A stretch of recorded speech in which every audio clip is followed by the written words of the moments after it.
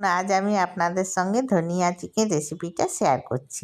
প্রথমে কিছুটা ধনেপাতা ভালো করে ধুয়ে তার সঙ্গে যে যেরকম ঝাল খান, এটা একটু ঝালঝালই ভালো লাগে, আমি কয়েকটা কাঁচা লঙ্কা আর একটু লেবুর রস দিয়ে বেটে আর রেখে নেবো। আর এদিকে হাফ কিলো আমার চিকেন রয়েছিল, সেটা ধুয়ে পরিষ্কার করে তাতে হলুদ ও আদা রসুন পেস্ট ভালো করে মেখে ঢাকা দিয়ে রেখে দেবো। আর এদিকে কড়াইয়ে তেল গরম করে তাতে একটা তেজপাতা দেবো ফোড়ন, এবং 3টে মাঝারি সাইজ পেঁয়াজ কেটেছিলাম সেটা তেলে দিয়ে ভালো করে ভেজে নেব। ভাজা হয়ে গেলে তাতে মাংসটা দিয়ে দেবো। মাংসটা দিয়ে ভালো করে নাড়াচাড়া করে তাতে পরিমাণ মতো লবণ দেবো।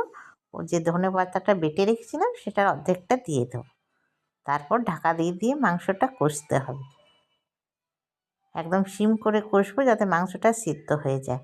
আর এতে ধনে পাউডার, জিরে পাউডার, শুকনো লঙ্কা পাউডার, গরম মশলা কিছুই দেওয়া চলবে না। এই ধনে পাতা কাঁচা লঙ্কা দিয়ে রান্না করতে হয়।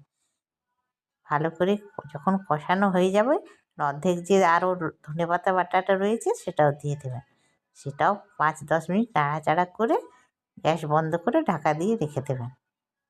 কিছুক্ষণ পর সেটা খাবেন, দেখবেন দারুণ টেস্ট। রুটি, পরোটা, গরম ভাত সব কিছুর সঙ্গেই দারুণ লাগে।